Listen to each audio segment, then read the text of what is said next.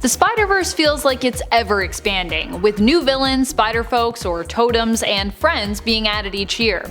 Welcome back, Nerd Squad. I'm your host, Amanda McKnight. We at the channel thought it would be a good time to do a bit of reviewing in regards to new faces from the Spider and Venom verses. So join me as we count down the top 10 newest Spider-Man characters you need to know about. Let's get counting. Number 10. Los Espadas, Gemelas de Toledo. This pair is a new set of villains who first appeared in Spider-Woman in issue 11 of the current run that started in 2020. There are two brothers who wield magical swords which seemingly grant them great power, but also kind of possesses them. Spider-Woman goes up against both brothers, Ray and Luis, in issues 11 and 12 and seemingly defeats them both. The brothers end up in a fight against one another, where Luis is forced to cut off Ray's hand as he has become completely ensorcelled under the blade's influence, after he wields them both at the same time. It seems, however, that this isn't the last we've seen of the villains. Ray eventually gets himself a new mechanical sword hand, and both brothers swear to get revenge on Spider-Woman for getting them locked up and pitting them against one another. So while these guys only appeared in a couple issues, we're definitely going to see them again soon. And friends, before we move on to this next spot, if you are loving this list and you want more lists like it where we talk about all of the cool Spidey things, be sure to let us know by giving this video a thumbs up. Number 9. Trapster. Trapster is one of the members of the all-female Sinister Sinister 7 group I guess now, to appear in the Sinister War 4-issue limited series. She is a member of the Sinister Syndicate, which is the name for the all-female team and is led by the Beetle. We don't yet know Trapster's true identity. All we know is that she claims to be the new Trapster and that, yes, she spells her version of the supervillain codename without the E, seemingly appearing as the new, younger, and hipper version of the villain. I don't actually know if Trapster is ever a villain who could be made cool, but it seems like this version is at least trying to do that, reclaiming the title and the use of the paste gun with some pride, which you gotta give her points for. Trapster first appeared in the 2017 Free Comic Book Day Secret Empire issue. Number 8. Seiya Ishii. Seiya Ishii is like the new arch nemesis of Silk, who recently made her debut appearance in Silk's newest series starting in 2021. Seiya made her first appearance in issue 1 of the series and is the tech and business savvy daughter of Matsuko Ishii, founder of tech company giant Fujinet, and Silvermane, supervillain and crime lord of New York. Seiya has set out to outdo both of her parents, becoming the new head of Fujinet and also aiming to become an even greater crime lord than her father, or crime lady I guess.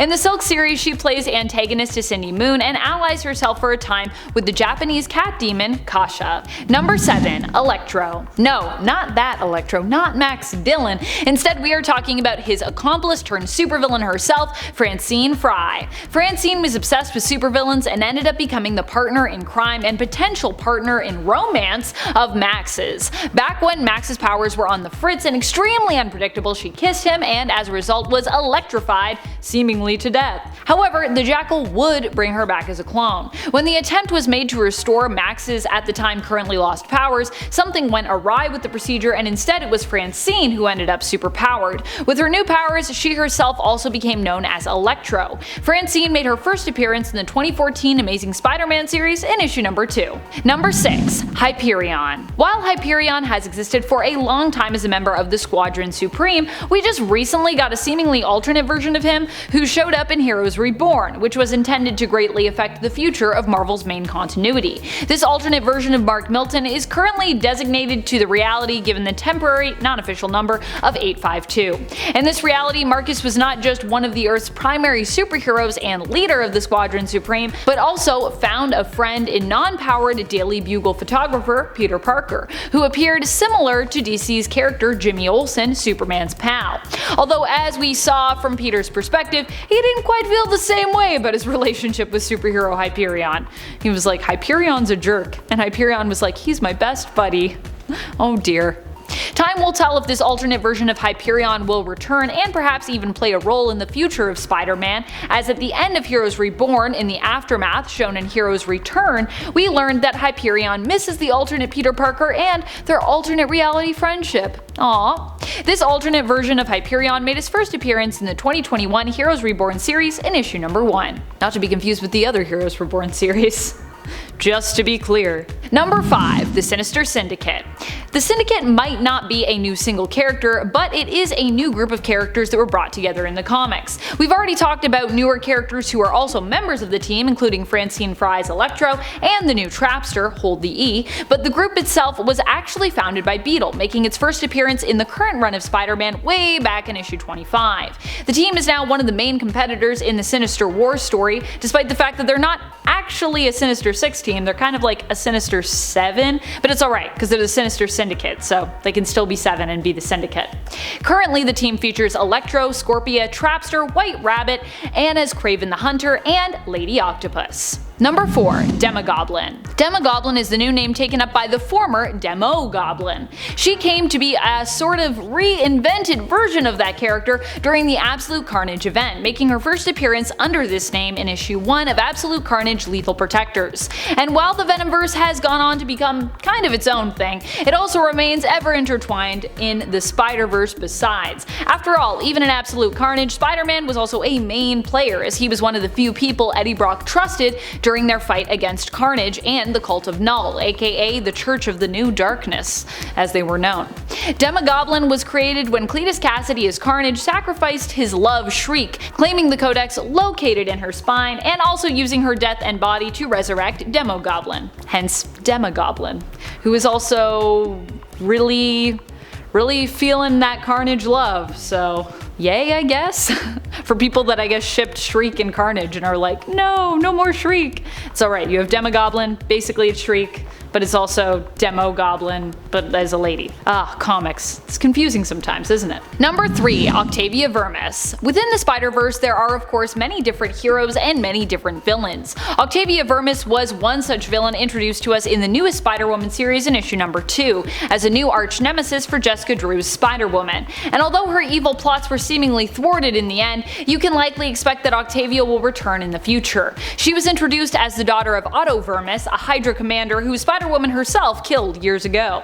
Octavia, however, is not looking for revenge for her long-deceased father, however. Instead, she's looking to make herself stronger, make the perfect progeny, and have Spider-Woman kind of rule by her side over an epic criminal empire. Fortunately, Jess has other plans for Octavia, but while Octavia might be defeated for now, you can bet this new badass villain will be back, and whenever she does return, I'm honestly gonna be pretty scared for Jess, cause Octavia was pretty crazy. And probably still will be whenever she returns, and is not a dinosaur anymore.